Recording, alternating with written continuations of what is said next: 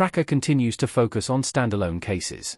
This week, it chooses to go darker than I think the show ever has before, both psychologically and in terms of on-screen gore. Monster sees Coulter, Justin Hartley, searching for a mother who goes missing in the middle of the night, leaving her young son behind. From the previews, I assumed this was going to get creepy, a darkened amusement park, a hint at the monster under the bed, the potential for some real spookiness. However, this steers away from the paranormal and into the dark psyche of a serial killer. It's a different kind of dark to the previous episode, Shades of Grey, which had a more gritty, urban feel to it as Coulter tackled a case involving a crime family, and it's interesting to see the show jumping so much in tone. Previously, Coulter has been best placed to use his special skills in more rural cases, often tracking hikers or people off the beaten track. Now, however, it seems to be mixing things up significantly more. This isn't a bad thing in terms of creating variety for the series, but it can still seem a bit disjointed. And with Coulter headed to NYC next week, it raises questions about how his skill set, and airstream, will fit into a Manhattan mystery. Tracker episode 12 goes to a darker place than the show ever has before. Monster doesn't shy away from gory moments. Tracker is known for its twists and turns, that's a big part of the joy of watching Coulter solving cases. However, it usually steers clear of too much blood and gore, even as people are being killed. Monster throws all that out the window, with two scenes in particular that made me actually gasp out loud. The first, of course, is when Coulter goes looking for a therapist who may be connected and finds his headless body in the bathroom, which is shown in all its gory, severed spine revealing glory. The second, and possibly unsurprisingly, is when the head is found stuck on a pike, next to the strangled body of the killer's mother. It was the kind of scene that had me whispering my shock to myself in hushed tones, and the episode doesn't let up after that.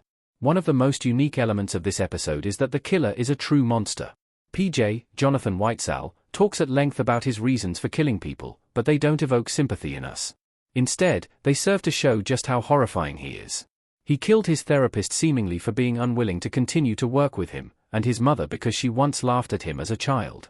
Add in the closed amusement park and the Hall of Mirrors with a killer trope, and Monster succeeds at being the stuff of nightmares. Monster is a pure standalone episode. There are almost no connections to the larger plot of the series. Coulter looking sadly downward with a half smile.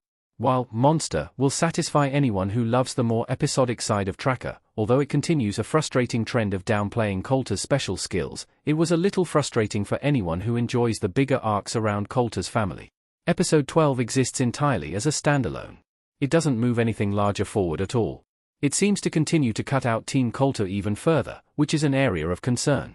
Bobby is still not back, and his absence isn't even mentioned anymore, with Randy appearing for only a quick scene. Velma pops up for only one phone call, and then doesn't reappear. It's reassuring to see her at all after her absence last week, but she feels almost unnecessary and isn't even seen giving Coulter the case. There are no references to Coulter's siblings, Reenie's boyfriend, or the larger mysteries of the show, although Coulter does reference his childhood once at the end. Next up, Tracker takes Coulter to the big city.